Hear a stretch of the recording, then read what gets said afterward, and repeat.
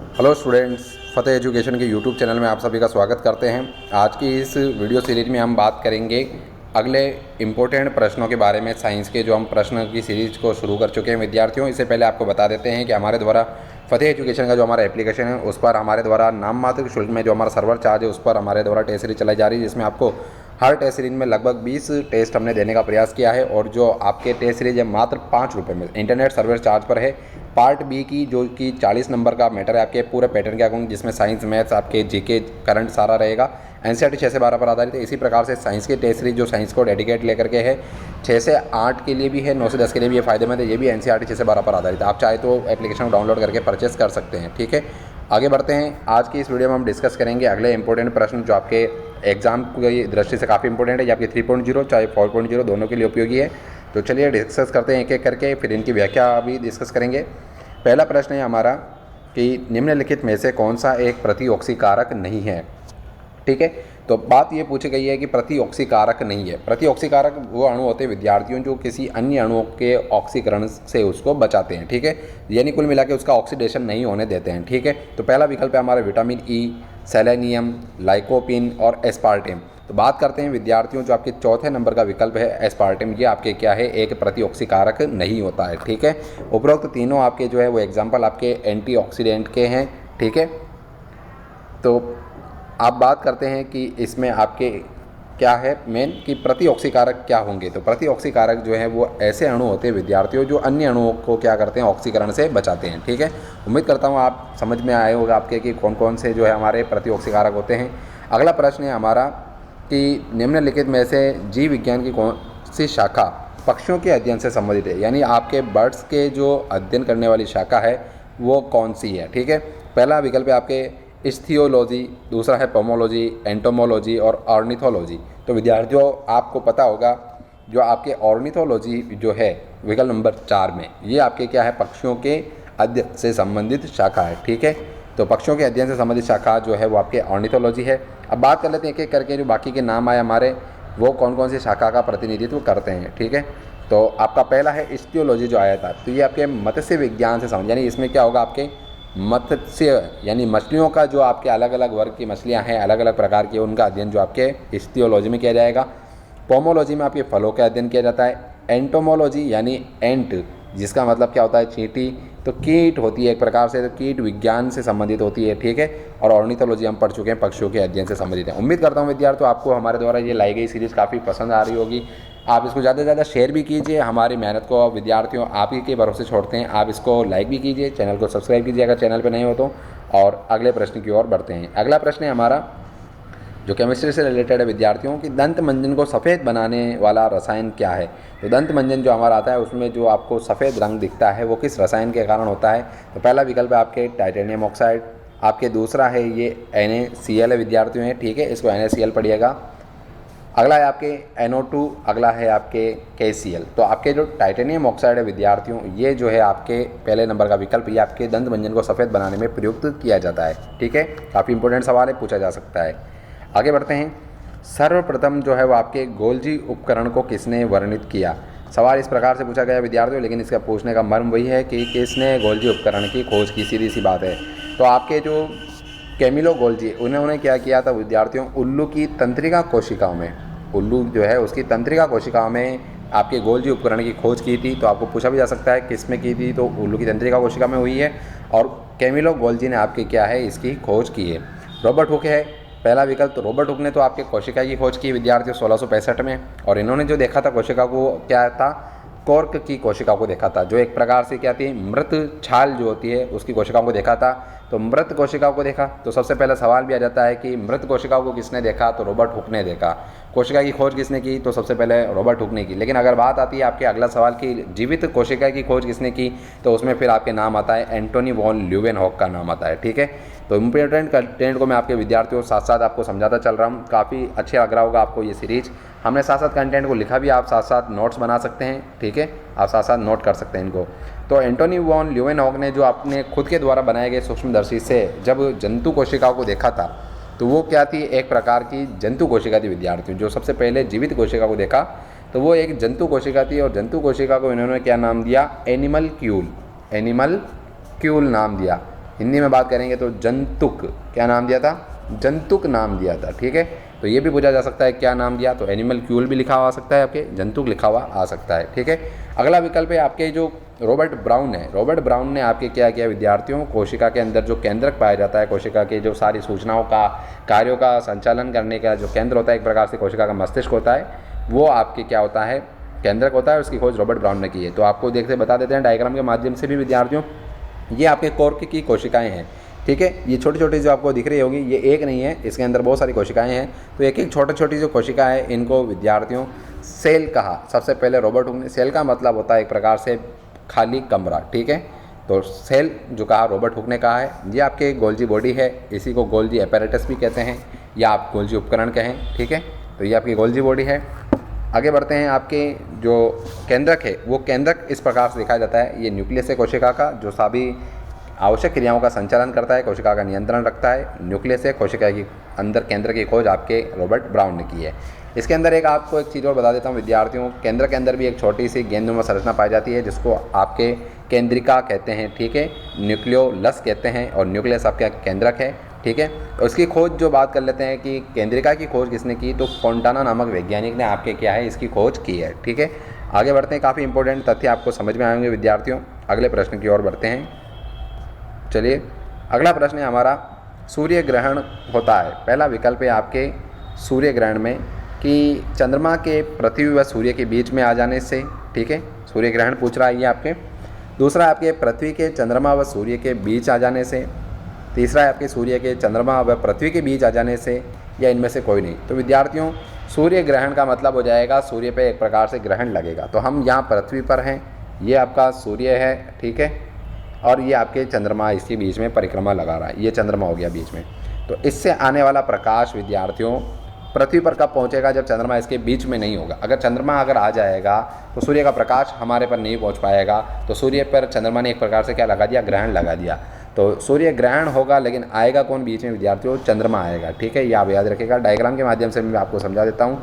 देखिए, आपके सूर्य ग्रहण से संबंधित है, तो इसमें देखिए विद्यार्थियों, ये जो सूर्य से आने वाली किरणें हैं, जो प्रकाशिक किरणें सूर्य से आ रही है, ठीक है, ये इधर से और इधर से आ रही है, और ये चंद्रमा आपके बीच में आ गया है। अब आप कहो भी सकते हैं विद्यार्थियों की ये केवल इतने से हिस्से में आ रहा है, तो बिल्कुल अभी आपके हाल ही में चंद्र ग्रहण हुआ था। तो विद्यार्थियों, भारत में चंद्र ग्रहण आपके नहीं दिखा, लेकिन चंद्रमा जो है वो आपके भारत के अपोजिट जो चलता है अमेरिका देश, उसमें आपके चांद के बीच में आ जाने से सूर्य ग्रहण आपके दिखाई दिया था। तो बात ये आती है कि वहाँ पर क्या था कि वो आपके जैसे ये वाला हिस्सा है, तो हम यहाँ पर हैं और सामने वाले हिस्से पे आपके चंद्र ग्रहण हो रहा है यहाँ पर, तो यहाँ पर रोशनी नहीं पहुँचेगी, तो यहाँ वाले हिस्से में आपके सूर्य की किरणें नहीं दिखाई देगी। ठीक है, बाकी हिस्सों में जहाँ सूर्य की किरणें पहुँच रही हैं वहाँ पर आपके सूर्य ग्रहण नहीं होगा। ठीक है, आगे बढ़ते हैं। कौन सा जीव काला आजार बीमारी का कारण है? ठीक है, काला आजार नाम की बीमारी होती है। कौन सा सूक्ष्म जीव जो है वो इसका कारण है?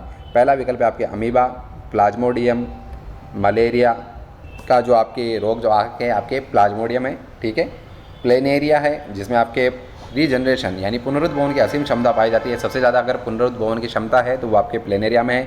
अगला विकल्प है आपके लेशमानिया। तो काला आजार बीमारी का जो रोग जनक है विद्यार्थियों वो लेशमानिया सूक्ष्म जीव है। ठीक है, इसका डायग्राम आपको बता देते हैं और क्या करता है ये, किन अंगों को प्रभावित करता है वो भी हम डिस्कस करते हैं विद्यार्थियों। तो इस बीमारी में क्या है कि प्रकार से एक तो परजीवी होता है। ये परजीवी वो जो आपके होस्ट यानी जिस पर ये पोषण प्राप्त कर रहा है या जिस पर ये संक्रमण फैला रहा है तो वो तो आपके होस्ट हो जाएगा। ठीक है, और आपके जो संक्रमण फैलाने वाला जीव है वो परजीवी या पैरासाइट कहलाएगा। आंतरिक अंगों जिनमें यकृत है और प्लीहा है, इन पर ये अटैक करता है विद्यार्थियों। इनमें स्थानांतरित हो जाता है और उपचार की कमी से ही अधिकतर रोगियों की क्या होती है, मृत्यु हो जाती है। इस प्रकार का कुछ दिखाया जाता है। ये इसका डायग्राम है, सूक्ष्म जीव है लेशमानिया का। ठीक है, तो आप याद रख सकते हैं, इस प्रकार की आकृति है, तस्तरीनुमा दिखाई दे रहा है ये। आगे बढ़ते हैं, आपका अगला प्रश्न है निम्नलिखित में से कौन सा सुमेलित नहीं है, यानी जो आपके गलत मिलान है उसको आपको पकड़ना है। पहला है आपका डीपीटी का टीका होता है, बिल्कुल डीपीटी का टीका है, टीका ही है एक प्रकार से ये। दूसरा है आपके डॉट्स। ठीक है, इसका क्या लिखा रखा है, क्षय रोग यानी टीबी है, तो बिल्कुल डॉट्स जो है वो एक उपचार का तरीका है विद्यार्थियों, जो कि आपके टीबी तपेदिक भी इसको कहेंगे और क्षय रोग, तीनों इसी के नाम है। इसमें आपके काम में लिया जाता है तरीका। अगला है आपका AB ब्लड ग्रुप, ठीक है, सर्वदाता है। तो बात करते हैं कि ये सर्वदाता नहीं है विद्यार्थियों। सर्वदाता आपके O नेगेटिव होता है या ब्लड ग्रुप O आप कह सकते हैं एक प्रकार से। अगर O में भी बात करें तो O नेगेटिव होता है। एक सवाल इंपॉर्टेंट यहाँ पर ये बनता है विद्यार्थियों कि ब्लड ग्रुप से रिलेटेड आपको बता देता हूँ। अगर किसी व्यक्ति की दुर्घटना में ज़्यादा हालत ख़राब हुई है, ज़्यादा दुर्घटनाग्रस्त है और उसको खून चढ़ाना है, और हमारे पास अगर उसको टेस्ट करने का जो ब्लड टेस्ट है उसका कि कौन सा ब्लड ग्रुप है ये पता करने का भी समय नहीं है, तो उसको डायरेक्ट O नेगेटिव हम खून चढ़ा सकते हैं, क्योंकि इसमें किसी प्रकार का आपका क्या है, एंटीजन नहीं है। O नेगेटिव है तो RH फैक्टर भी नहीं है, तो उसको O नेगेटिव ब्लड चढ़ाया जा सकता है, ठीक है।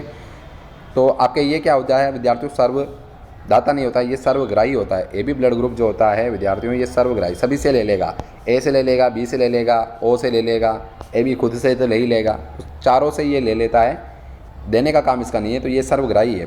एड्रेनलिन है, हार्मोन है, आपातकालीन हार्मोन कहते हैं, ठीक है। तो उम्मीद करता हूँ आपको इंपॉर्टेंट क्वेश्चन समझ में आ रहे होंगे विद्यार्थियों। आगे बढ़ते हैं, आपको बता देते हैं डॉट्स के बारे में भी। तो डॉट्स का जो फुल नाम है आपसे पूछा जा सकता है, directly observe therapy short course, ठीक है। ये आपका डॉट्स का पूरा नाम है। आपको ध्यान में रखना है TB से संबंधित है, TB के इलाज में ये प्रयोग किया जाता है तरीका। और आपके सर्वदाता ब्लड ग्रुप O नेगेटिव है, ठीक है। साथ साथ आप नोट करते रहिए, जो भी इंपॉर्टेंट फैक्ट्स आपको लगते हैं कि आपको काम में आएंगे तो आप नोट कर लीजिए। अगला प्रश्न हमारा विटामिन B12 का सामान्य नाम है। पहला है आपके साइनोकोबालामीन, राइबोफ्लेविन, एस्कॉर्बिक एसिड, बायोटीन। तो बात करते हैं विद्यार्थियों, जो आपके साइनोकोबालामीन है वो आपके विटामिन B12 का सामान्य नाम है। एस्कॉर्बिक एसिड की बात करें तो ये आपके विटामिन C है, ठीक है। अब बात करते हैं आपके जैसे राइबोफ्लेविन, ये विटामिन B2 है, और बायोटीन आपके विटामिन B7 है, ठीक है। तो मैंने आपके सारे विटामिन के नाम बता दिए।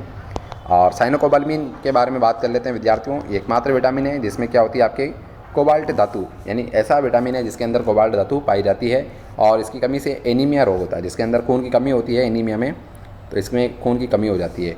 राइबोफ्लेविन आपके विटामिन B2 है, एस्कॉर्बिक एसिड आपके विटामिन BC है, और बायोटीन विटामिन B7 है, जो मैंने आपको बता भी दिया विद्यार्थियों। अगला प्रश्न है आपका, वायु में ध्वनि का वेग 332 मीटर प्रति सेकंड है। यानी वायु में कोई ध्वनि है, किसी भी स्रोत की हो सकती है, ये 332 मीटर प्रति सेकंड इसकी आपके ध्वनि का वेग है। यदि वायु के दाब को दुगुना कर दिया जाए, यानी दाब P को क्या किया जा रहा है, डबल कर दिया जाए, तो ध्वनि का वेग होगा। पहला विकल्प है आपके 996 मीटर प्रति सेकंड, दूसरा है 664 मीटर प्रति सेकंड, 166 मीटर प्रति सेकंड, या 332 मीटर प्रति सेकंड। तो आपको इंपॉर्टेंट जानकारी बता देता हूँ विद्यार्थियों। ताप का प्रभाव पड़ता है, आर्द्रता का प्रभाव पड़ता है, घनत्व का प्रभाव पड़ता है ध्वनि के वेग पर, लेकिन दाब पर किसी प्रकार का जो है वो वेग पर प्रभाव नहीं पड़ता है। यानी आप दाब को आधा कर दो, चाहे 4 गुना कर दो, 10 गुना कर दो, ध्वनि का वेग वही रहेगा, यानी 332 मीटर प्रति सेकंड। विकल्प नंबर 4 आपका वही रहेगा जो वेग आपके सवाल में दिया गया है, क्योंकि ध्वनि का जो वेग है वो दाब पर निर्भर करता ही नहीं है। अगला प्रश्न है हमारा, निम्नलिखित में से कौन सा भोज्य पदार्थ तने का रूपांतरण है। तना पौधे के अंदर भाग होता है जो आपके सख्त, लंबा, बेलनाकार होता है। अब बात आती है इसका रूपांतरण। तो आपने रूपांतरण पढ़ा होगा विद्यार्थियों कि जब तना अपना काम छोड़कर जड़, पत्तियों का, इनका काम करने लग जाए या किसी और संरचना में रूपांतरित हो जाए तो उसे तने का रूपांतरण कहते हैं। तो इसमें से आपके पूछा जा रहा है कि तने का रूपांतरण कौन सा है। तो जड़ भी होती है, ठीक है, पत्तियाँ भी रूपांतरित होती हैं, लेकिन तने का रूपांतरण कौन सा है। पहला विकल्प आपके शलजम, गाजर, शकरकंद, आलू। तो आपको बता देते हैं विद्यार्थियों, आलू जो होता है वो आपके क्या होता है, ये एक प्रकार का कंद होता है, और कंद जो भी होते हैं वो क्या होते हैं, तने का रूपांतरित रूप होता है। तो आलू क्या है, कंद है। शकरकंद की बात कर लें, गाजर की बात कर लें, शलजम की बात कर लें, तो ये विद्यार्थियों जड़ें होती हैं। इनमें आपने देखा होगा, गाजर पे भी आपने देखा होगा इस प्रकार की गाजर है, इस पे ऐसे पतले पतले रोम निकले होते हैं। तो ये क्या होते हैं, इसके मूल रोम होते हैं विद्यार्थियों। और मूल रोम की मैं बता देता हूँ एक इम्पोर्टेंट खास बात, ये विद्यार्थियों यूनिसेलुलर यानी एक कोशिकीय होते हैं विद्यार्थियों। मूल रोम के अंदर जो है वो आपके क्या होते हैं, एक कोशिकीय होते हैं। जड़ों से जो पानी को अवशोषित करने का मेन काम है वो जड़ें नहीं करते विद्यार्थियों, मूल रोम के द्वारा किया जाता है, ठीक है। तो आपको बता देते हैं, आपके शकरकंद है, गाजर है। अगला आपके ये आपने देखा होगा विद्यार्थियों, शलजम है। तो ये सब क्या होते हैं, आपके जड़ के रूपांतरित रूप है। और आलू जो है आपका चौथे विकल्प में सही हो जाएगा विद्यार्थियों, ये आपके क्या है, रूपांतरित तना होता है, ठीक है। आगे बढ़ते हैं। अगला प्रश्न है हमारा, कौन से प्राणी में मुकुलन द्वारा अलैंगिक जनन होता है। अलैंगिक जनन में क्या होता है विद्यार्थियों, एक ही पार्टनर आपके जनन के लिए उत्तरदायी होता है। सामान्यतः इसमें क्या होता है कि वो उसका क्लोन होता है, यानी उसके आनुवांशिक गुण भी उसके समान होते हैं, क्योंकि द्विलिंगी प्राणी इसमें एक प्रकार से क्या होता है, भाग नहीं लेते हैं। 2 विपरीत लिंग के प्राणी इसमें भाग नहीं लेते हैं, केवल एक ही जनक होता है। तो पूरी सामान्यताएँ इसमें होती है। पहला विकल्प है आपके अमीबा, हाइड्रा, प्लाज्मोडियम, पैरामीशियम। तो आपके जो मुकुलन के द्वारा जो जनन होता है विद्यार्थी, वो हाइड्रा में होता है। मुकुलन को बडिंग कहते हैं। जनक जीव पर क्या होती है, मैं डायग्राम के माध्यम से बता देता हूँ आपको। इस प्रकार से रीजनरेशन इन हाइड्रा, आपके क्या होता है, इसमें एक जनक जीव है ये, इस पर क्या होता है, एक छोटी सी बड फॉर्म होती है, यानी बड का विकास होता है। और ये बड धीरे धीरे जनक जीव पर रह करके विकसित होती है, बड़ी होती है, और जैसे बड़ी हो जाती है तो जनक जीव से अलग हो जाती है, एक नए जीव के रूप में जीवन यापन करती है। तो ये आपका इस प्रकार से क्या हो गया, 1 से 2 हो गया, यानी जनन हो गया। तो ये एक प्रकार से ये जनन का प्रकार क्या है, ये जनन का प्रकार आपका क्या कहलाएगा, बडिंग या मुकुलन कहलाएगा। फेरोमोन्स पाए जाते हैं, फेरोमोन्स पाए जाते हैं। पहला सवाल है आपके 12वां सवाल है। पहला विकल्प है आपके कीटों में, सांपों में, पक्षियों में या चमगादड़ में। तो फेरोमोन्स आपको बता देते हैं विद्यार्थियों, ये आपके क्या होते हैं, कीटों में पाए जाते हैं, जो कीटों के लैंगिक व्यवहार को कंट्रोल करते हैं। यानी एक प्रकार से फेरोमोन्स कीटों में एक प्रकार से कह सकते हैं कि हार्मोन की तरह ही काम करते हैं, और लैंगिक व्यवहार को और अन्य साथी कीटों के साथ इनके स्वभाव को नियंत्रित करते हैं। ठीक है, तो फेरोमोन्स आपको ध्यान में रखना है, फेरोमोन्स भी कहते हैं इनको। तो ये आपके कीटों में पाए जाते हैं। ठीक है, फेरोमोन्स वह रसायन हैं जो कीटों द्वारा उत्सर्जित होते हैं और विपरीत लैंगिक कीटों को, यानी विपरीत लिंग के कीटों को आकर्षित करने में ज़्यादा स्वभाव को निर्धारित करने का कार्य करते हैं। ठीक है, जो बात मैंने आपको बताई वही यहाँ लिखी है, आप नोट कर सकते हैं। थर्मोसेटिंग प्लास्टिक का युग्म है। एक होता है थर्मोप्लास्टिक, जिनको क्या होता है, पिघलाकर विद्यार्थियों वापस दूसरे बर्तनों में बनाया जा सकता है, डाला जा सकता है। एक है आपके थर्मोसेटिंग, जिनको आप जब गर्म करोगे तो वो विकृत हो जाते हैं या ख़राब हो जाते हैं। तो ऐसा ही एग्जाम्पल आपको पूछा है युग में, यानी 2 हैं। पहला है आपके पॉलीथीन और पीवीसी। तो ये दोनों तो आपके विद्यार्थियों ताप सुनम्य के हो गए। ठीक है, पॉलीथीन और मेलामाइन, तो मेलामाइन इसमें नहीं है। बेकेलाइट और पीवीसी, तो पीवीसी आपके ताप सुनम्य है और बेकेलाइट जरूर आपके थर्मोसेटिंग है। अगला विकल्प की ओर बढ़ते हैं। अगला विकल्प है हमारे बेकेलाइट और मेलामाइन। तो बेकेलाइट और मेलामाइन दोनों क्या है विद्यार्थियों, आपके ये दोनों आपके ताप सुगट्य, ठीक है, थर्मोसेटिंग आपके बहुलक हैं।